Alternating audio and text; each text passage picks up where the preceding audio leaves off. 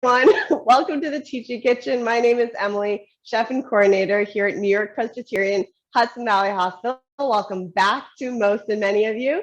Very glad that you're joining me for this class today, which is all about apples.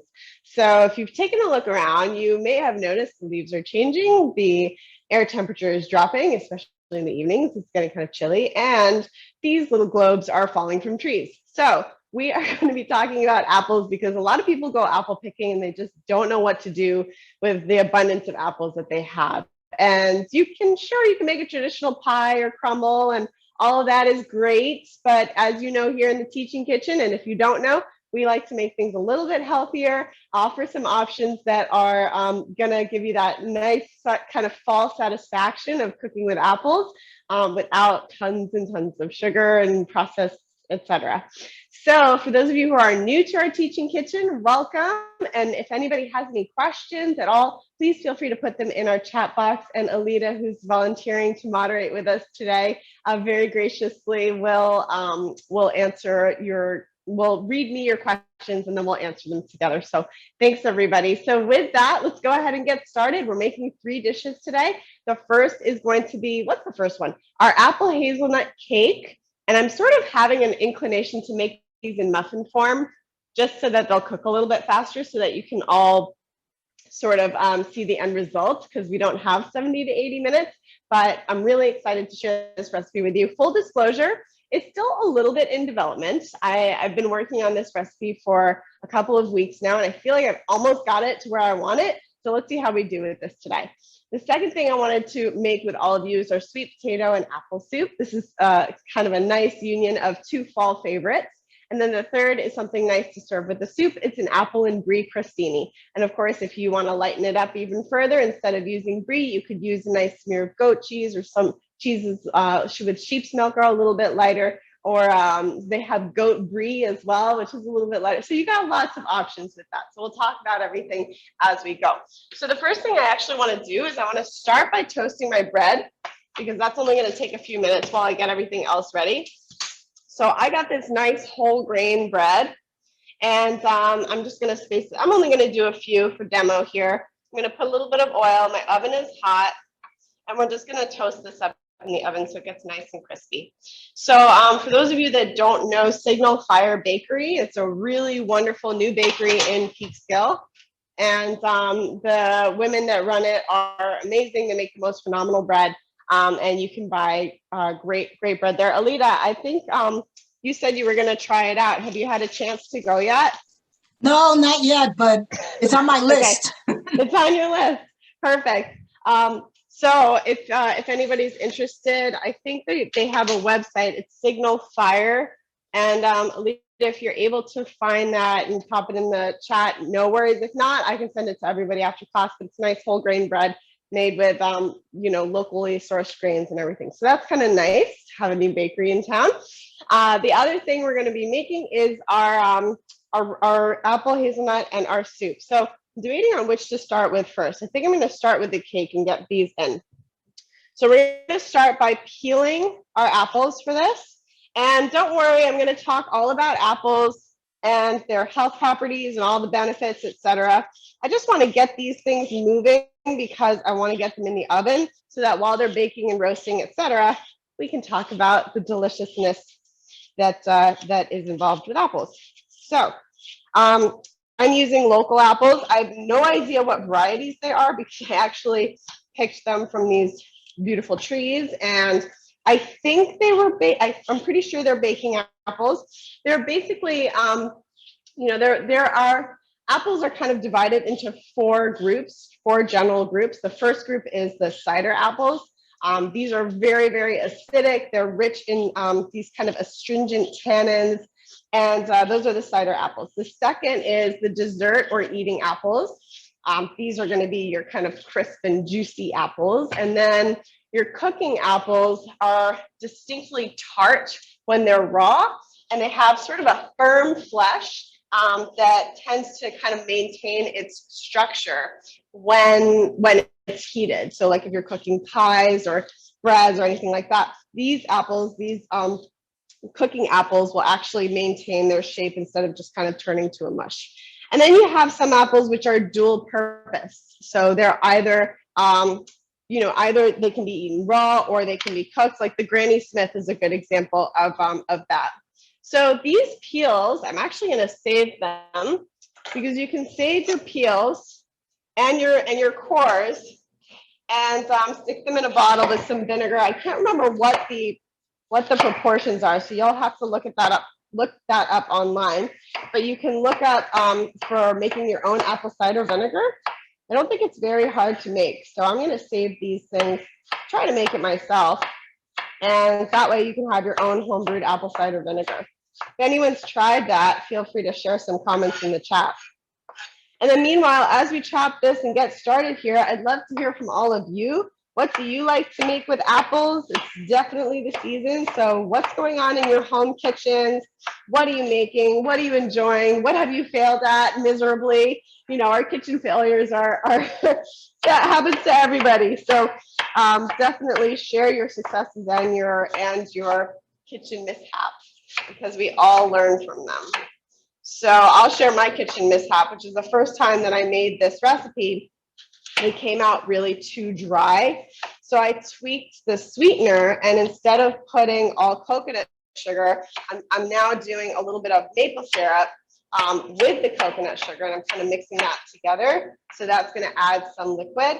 The other thing I changed from the first time I made this was I decreased the amount of flour, and I added buckwheat flour. So buckwheat, for those of you that aren't really familiar with buckwheat, it's really a really wonderful flour. It's actually buckwheat, even though it has the word wheat in it, it's actually a gluten-free grain. So it's great for people who are gluten intolerant. You couldn't make this cake only with the buckwheat, though. I don't think that would work very well. All right, I think we might have enough apple with that. So let's get started. We're going to start by food processing everything here, and get this into our hot oven baking. So first up, we've got our buckwheat flour and our all-purpose flour. I'm going to start by mixing the hazelnuts with, get those chopped up a little bit, and then we're going to mix that with coconut sugar. So here's the coconut sugar. And again, I'm using coconut sugar to kind of, it's a little bit of a better sweetener because it's an unrefined sweetener, maple syrup. And I'll talk more about that. And we're going to add some cinnamon, nutmeg, salt, and baking soda. So all of those are going in. Let's get that going first. I'm going to need a bowl.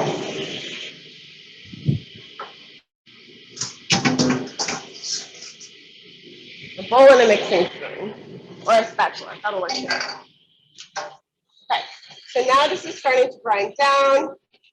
Should be sort of like the texture of like wet sand almost. That looks good. And we're going to add some dates, about 3/4 cup. So this recipe calls for medjool dates. And you can see I'm just kind of feeling each one of these as I'm putting them in, because even though they say pitted, sometimes they're not. So because these are not medjool dates, I soaked them in a little bit of water just to kind of get them to soften up a bit, because medjool dates are actually a lot softer. Okay. Let that go for a bit. We're going to add our egg. Nice. We're going to add 2 eggs. I caught myself using a mandolin the other day. Right after I was like, oh, mandolins are, I was actually demonstrating. It's really funny. I was demonstrating to someone in my kitchen, and I was like, oh, I love my mandolin. It's so great. I don't know where the guard is. I can't find it. And then as I'm slicing and saying those exact words, so if you see a Band-Aid, that's what that's all about. So you're not the only one. All right, we've got all the wet ingredients. We're going to drizzle in the oil while that's going. Beautiful. That's it. Now we're going to fold together. This is our all-purpose flour and our buckwheat flour. So you can see this is now like nice and smooth, almost like a nice batter. Mix that together. You should whisk the buckwheat and the all-purpose together. I didn't do that, but it's okay. So I like this because it uses hazelnuts, and I'm a huge hazelnut fan. I just love, I mean, one of my favorite foods as a kid was, of course, Nutella. But I can't have that in the house anymore. But I love hazelnut anything, hazelnut chocolate, hazelnuts with apples, hazelnuts. Yeah, hazelnut pesto. I've made all kinds of things using that. It's hard to find hazelnuts that are actually like the right kind of taste and texture and toastedness. So I really like these ones. It requires a trip to Trader Joe's, but these are the dry roasted and unsalted ones from Trader Joe's. These are awesome. And then I store them in the fridge. So I'm a big believer that, you should store your nuts and seeds in the fridge because, of course, nuts and seeds have really volatile oils that will break down over time. So you want to store them in the fridge to kind of preserve those oils. Okay, this is looking good. You just kind of want to fold it together to make this nice batter. What do we think? Muffins today? Muffins are really tiny cakes. Questions or comments, Alita? Yeah, there's quite a few. So I responded as well to your question today. Thank you. Last year, I decided to do apple fritters, and I ate so many. I made them with Honeycrisp apples that I was like apple frittered away.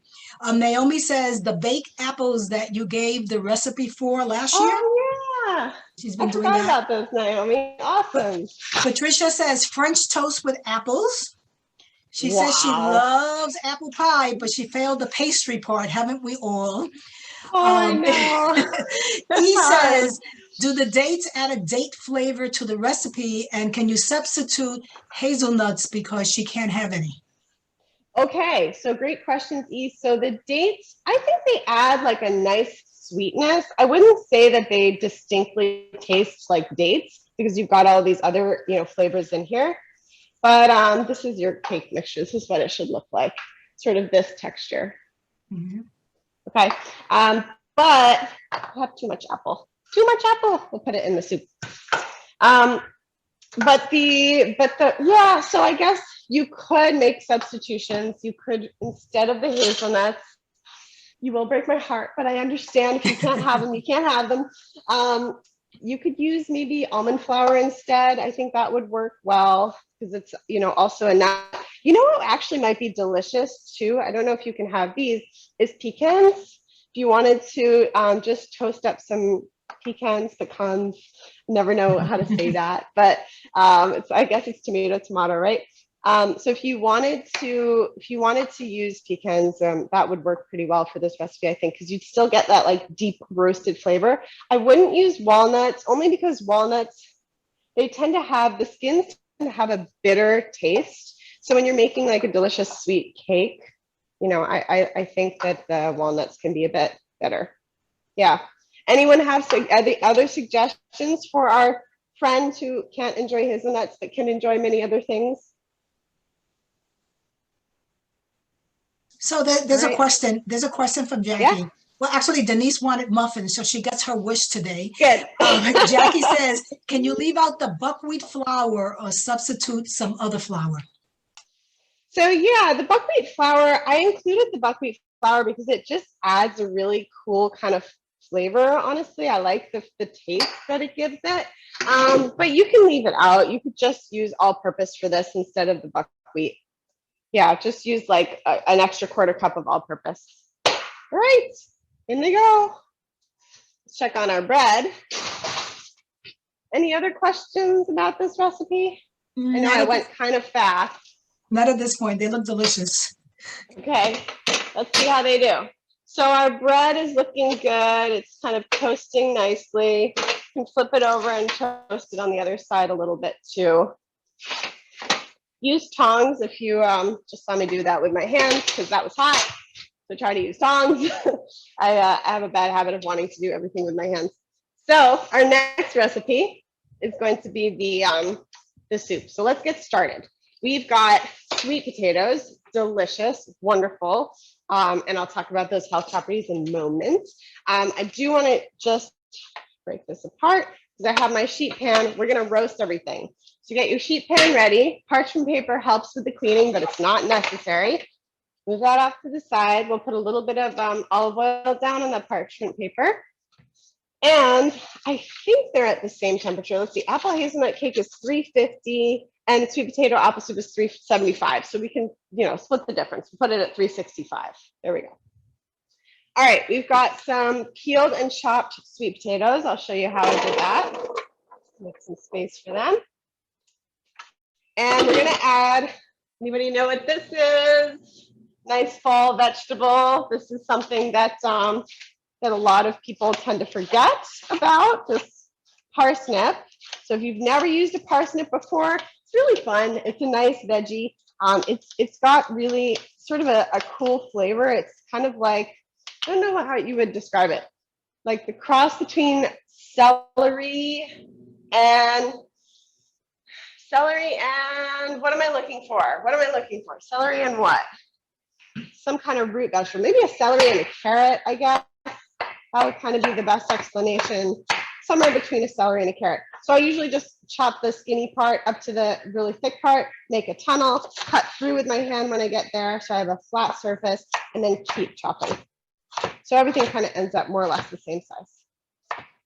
Yeah, I'd say celery is a good, celery and carrot is kind of a good, adds a nice flavor. Okay, we're gonna add a leek. So I'm gonna trim the bottom just to take the root off and cut this right down the middle in half. Now this is a leek from our very own garden, one of the first. There's a lot of dirt sometimes that makes its way into the leaves. So what I recommend, let's fill this up with water.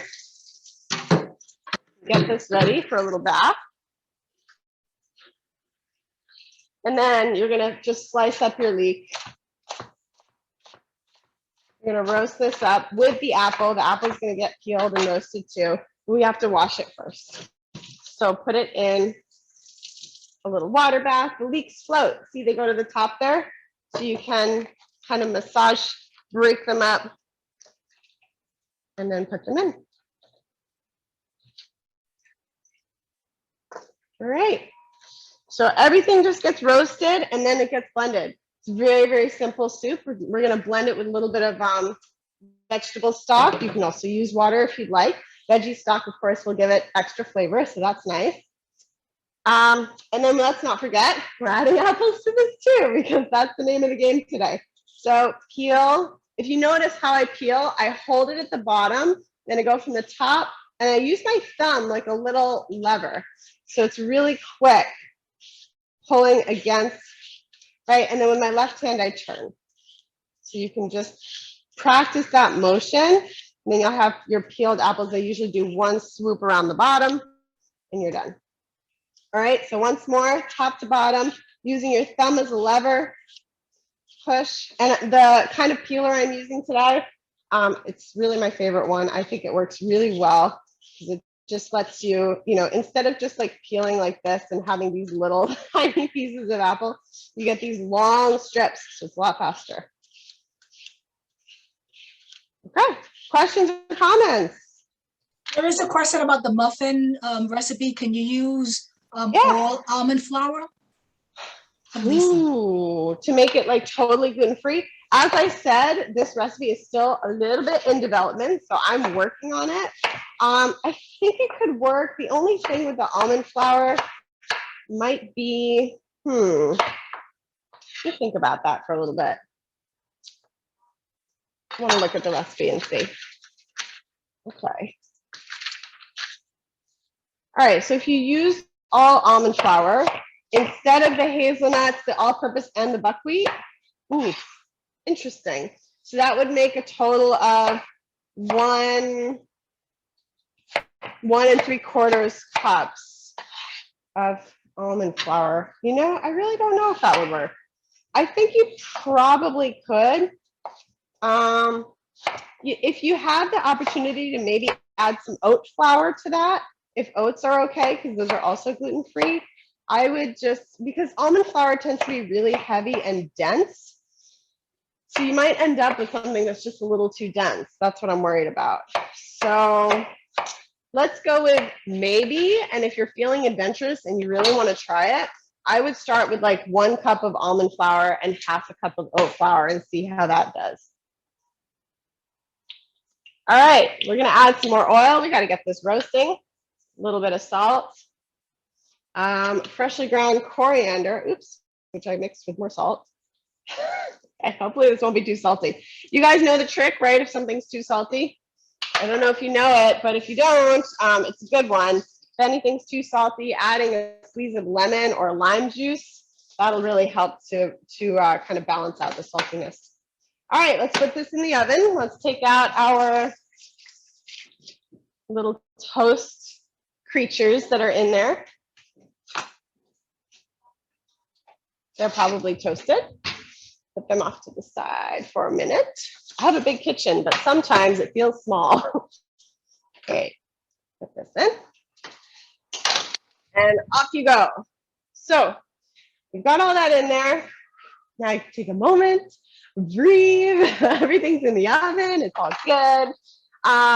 We do have a few more things to do. However, we're going to get a plate and make these little brie crostinis. They're super cute.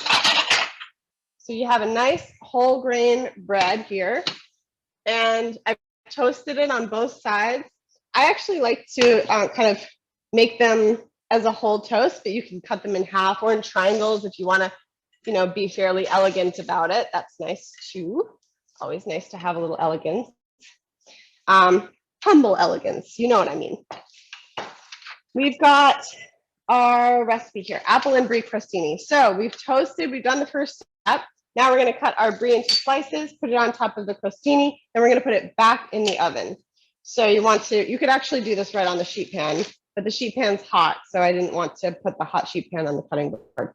So here we are, crostini. I like to cut across the brie. So now you have a half piece instead of going into little wedges, and go for these nice long kind of cheese tracks right across. So each one is probably about 1/4 of an inch thick. Okay. Nice, crunchy. This is going to go really nicely with the soup. And then I also like to do this because then you can kind of put the cheese back together and wrap it up and stick it back in the box for your next occasion. Questions? Did anybody answer what they're making with apples, Alita? Is anybody making anything else with apples that they want to share with the group? Not any. I'm sorry, not after the original ones that we talked about before. But there are some questions. Yeah. Since you're going to put everything in the blender, have you tried it with the skins on? That's Barry. Oh, okay. So yes, I'm going to put everything in the blender. I haven't tried this recipe with the skins on. I don't love sweet potato skins in soup. They make the color, like they make it much darker and not as like visually appealing. But you know, if you don't care about that, I'm sure that would probably be okay. Yeah.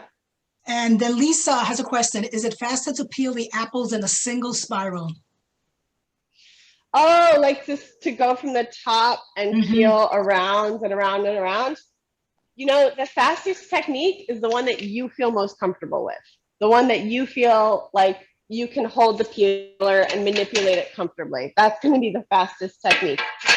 Because, you know, for me, I just showed you that's my fastest technique. Someone else who's been peeling apples their whole life with a different kind of peeler, they might just find, you know, that something else works better for them. Gabriela wants to know, are the sweet potatoes raw or were they boiled before chopping? The ones that I put on the sheet pan, those are all raw. So everything, the sweet potato, the parsnip, yeah, I think everything was raw. Did I write anything else? Nope, that's it. Everything was raw. Oh, I forgot. We have garlic going on that too. So we've got some garlic cloves. Let's pop those on top. So Barry says that he was talking about the soup. I think you were answering about the soup, no? Yeah, so Barry, about the soup. Yeah, definitely. So the sweet potato skins, as you can see, they're kind of a dark color. So it certainly is not going to harm anybody if you want to add the sweet potato skins. There's lots of great fiber in the skin. Certainly, I think it would be fine, especially like you said, because you are blending it. It's going to change the flavor a little bit, and it's going to change the color. So from a culinary standpoint, from an aesthetic culinary standpoint, might look a little darker. But from a, technical standpoint, it would be fine to throw the skins in. Yeah, I don't see why not. So he's talking specifically about the apple skins now. Okay. We're having a long conversation. We're going to get there. I'm going to pop these garlic cloves on top here. See if I can, there we go. I just didn't want to forget about the garlic because it's so nice. John Fregala is saying that right now he's enjoying the apple with almond butter for his snack. Oh, that's so yummy, John. I'm actually going to put these muffins up higher because the bottom tray is always, in my oven, is always warmer than the top. Okay. And I want the veggies to go faster. Okay. Know your ovens. Every oven is different, especially this one. Okay, so almonds and apple, almond butter and apple, that's a really nice combination, especially if you're diabetic or can't have like fruit on its own. It's nice to have the almond butter with it because it helps to slow down the sugars that are absorbed in the apple. So let's talk a little bit about apples. I want to grab some thyme, which I forgot over here. I seem to be forgetting things today. Maybe that just happens once in a while, right? Have some nice fresh thyme. I didn't forget to pick it. That's going to go on our crostinis. All right, so why apples? There are many, many different varieties. All of them are nutritious. Apple trees are very hardy. They're actually one of the most widely distributed fruit trees on the planet. I thought that was a pretty cool fact. There are 35 species in the genus Malus. Malus is the genus. Then there's 35 species. And Malus is really the species that gives us most of our eating apples. So the domesticated apple, that spread very, very early through the Middle East. Romans introduced it to the rest of Europe. Now it's an international enterprise with apples growing in Chile and being shipped here, et cetera, et cetera. There are several thousand named apple varieties, several thousand. And like I said, these can be divided into the 4 general groups: the cider apples, the cooking apples, the dessert or eating apples, and then the dual purpose. So those are the 4 general groups. From a nutrition standpoint, why do we love apples? Well, they contain a lot of fiber. They're one of the high fiber fruits. The skin does contain half of the fiber of the fruit. So Barry, if you wanted to add the apple skins to your soup for more fiber, go ahead. And then the skin also contains the polyphenols. Polyphenols are these wonderful antioxidants that really help to support our whole organism. There's some interesting studies about eating apples before a meal. And if you eat an apple before a meal, it might actually lead to consuming fewer calories because you kind of have that fullness already from all the fiber that you're working through. And they may also be really good for the heart health. So the heart health, they're good for heart health. That's mostly due to, you can probably guess what it's due to, the soluble fiber. So the soluble fiber, that's really what may help to lower the cholesterol levels in the body. And then those polyphenols that I mentioned, those wonderful antioxidants, they help to lower blood pressure. So an apple a day, right? And then finally, I also definitely want to mention the prebiotic effects. So we know about probiotics, right? Those are the live active bacteria that you find in things like yogurt and kefir and sauerkraut and miso and pickles and all kinds of fermented foods. But we don't talk that much about prebiotics. Prebiotics is kind of the soil that sets up your gut garden for the probiotics to grow and to flourish. So you need that prebiotic material, which is fiber. The prebiotic effects promote that good gut bacteria. There's a particular type of fiber in apples called pectin. You may be familiar with it. And that pectin actually goes all the way through to the colon. And that's where it can really help to grow good bacteria. So it's a pretty powerful little fruit. What else? There's some interesting correlations between apples and asthma, that it may be good for fighting asthma because of the quercetin that's in there, the flavonoid quercetin, but still it's all being studied. And then apples may also be good for bone health. So lots of interesting and good things to know and learn about apples. Questions about any of that? So yeah, there's a couple of questions. Can you substitute onions for leeks and butternut squash for sweet potatoes? Yes and yes. That was an easy one. We didn't have to debate that one at all. All right, so Barbara says that she takes her apples and she adds a bit of water or juice. She tops it with cinnamon. She adds pieces of dried plums, apricots, and just bakes them until soft. No peeling. Like a little apple stew. Yeah, and no peeling, and you can eat hot or cold Really with yogurt, cereal toppings, are very healthy. Oh, I love that. Yeah, thank you. So E says that there is some recipe that's similar, that you microwave in a mug. I guess it's just similar to the one. I haven't gotten on board with the microwaved mug thing. I think it's pretty cool concept, but I really haven't gotten onto that yet, onto that train. So Naomi says that you mentioned the 4 groups of apple. Could you mention them again? Yes, of course. So there's the cider apples. Those are the really tart ones. The dessert or eating apples. These are crisp and juicy. The cooking apples, which are distinctly tart. Tart when raw, and they have that kind of firm flesh, so they don't disintegrate. And then the dual purpose apples, which are good either raw or cooked. So a Granny Smith. I think, did I add that into your packet? I feel like I added some information, but not everything that I shared. So when you're looking at that, Lisa is commenting that apples are heavily treated with pesticides, and she's recommending that they be purchased organically. Yes, it's so sad. Yeah, thank you for mentioning that, Lisa. Absolutely important to mention. They are on that Dirty Dozen list from the Environmental Working Group. They put out every year, and they're heavily sprayed. So definitely, if you can, it's a good thing to buy organic. Barbara, I included a whole list here of fall apples, all you need to know.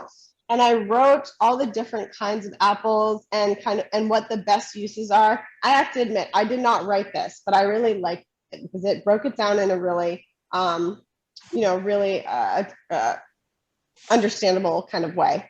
So you can see here, like Granny Smith, best uses: pies, sauces, baking, salads, freezing.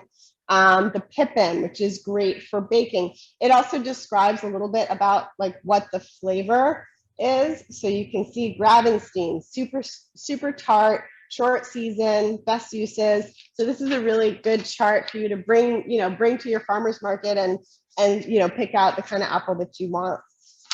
Okay, and then you have this list of nutrition of apples in here as well.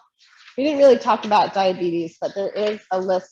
There is bullet or number 4, linked to a low risk of diabetes as well. So that's kind of good to know, I guess.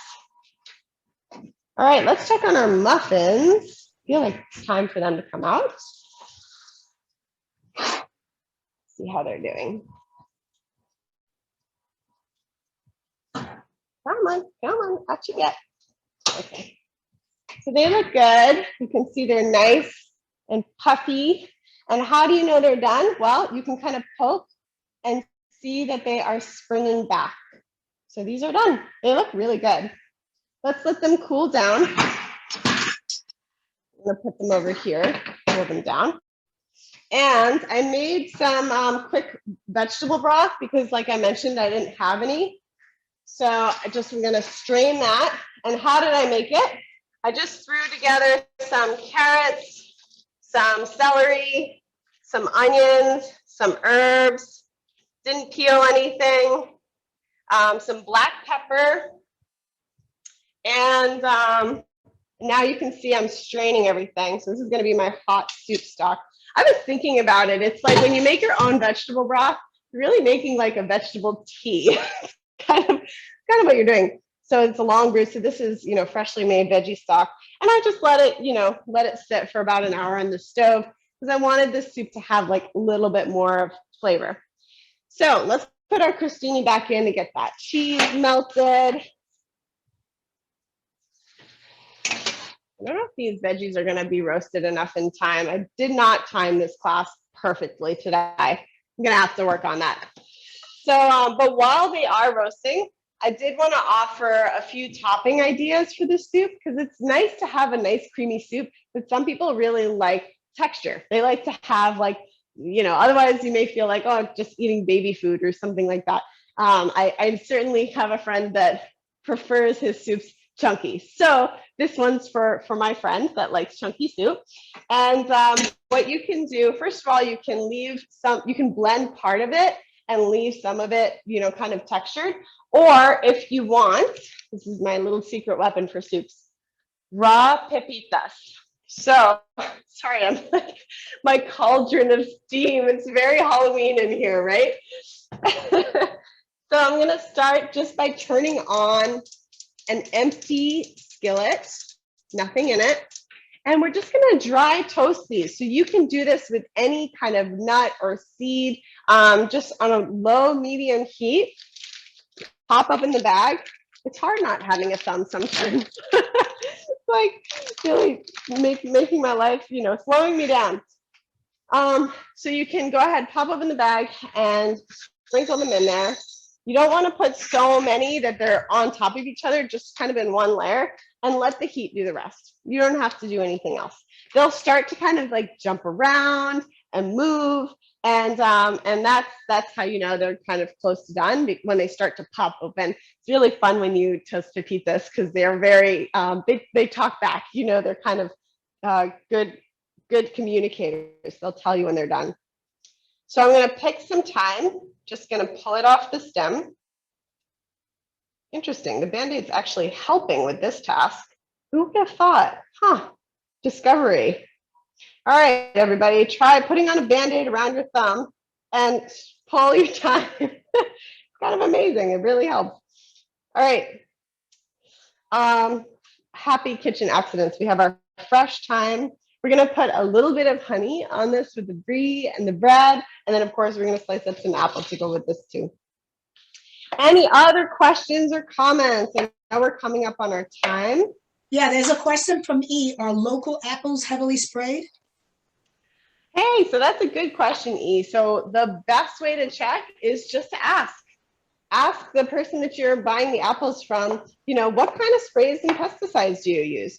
A lot of companies cannot pay for organic certification because it's very expensive, but some farms actually have very good farming practices. It's just that they don't have the same farming practices as is required by the USDA.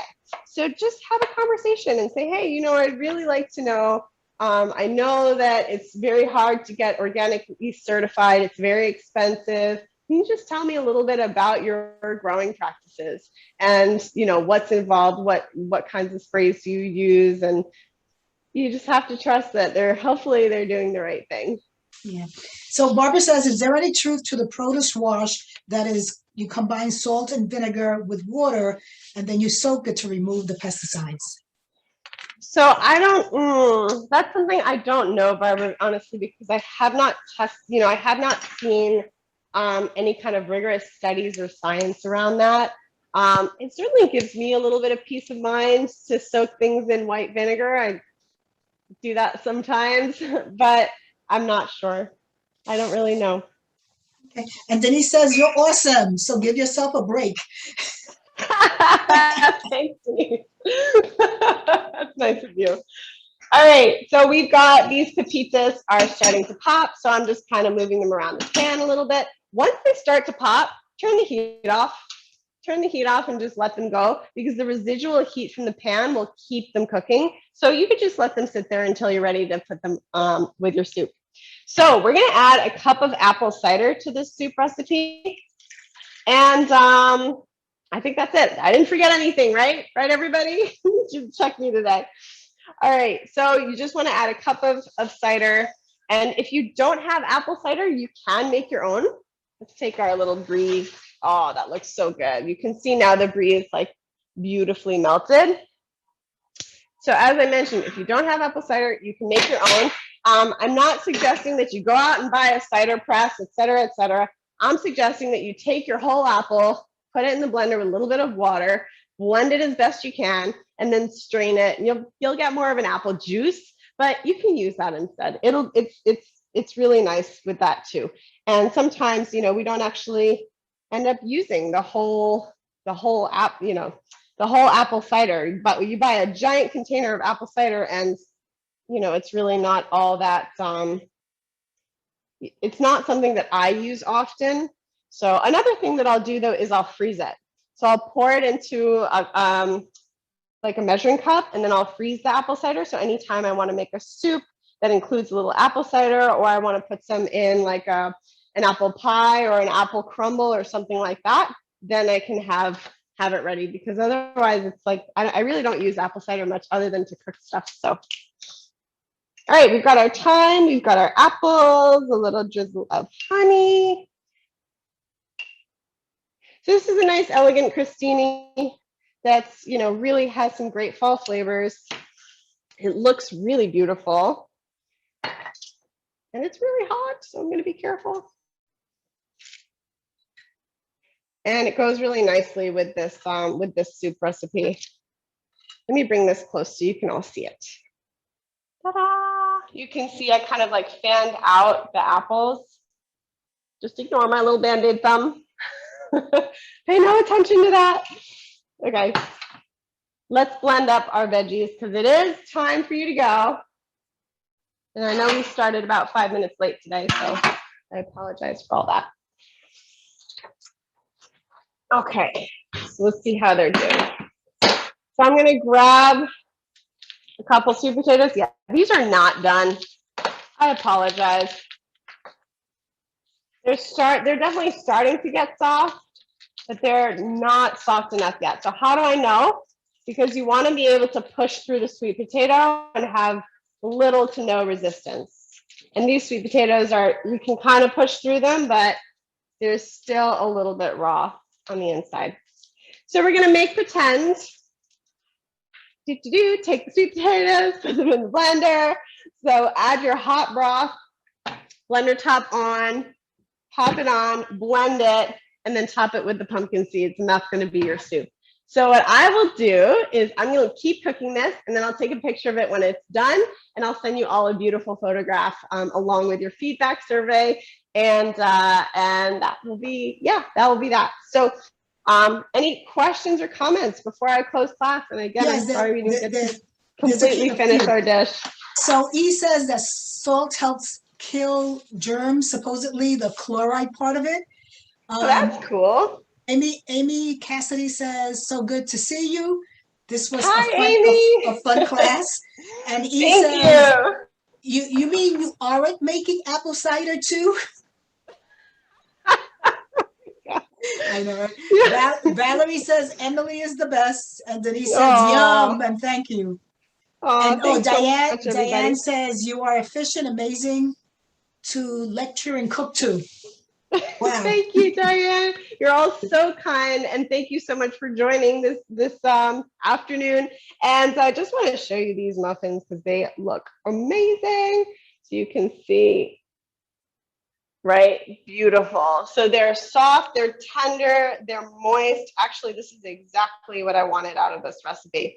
So you can, of course, make it in a cake shape. It'll take longer. As we made muffins today, it didn't take as long. I think it took about 15 minutes or so. But the test is just to take them out, see if they kind of bounce back.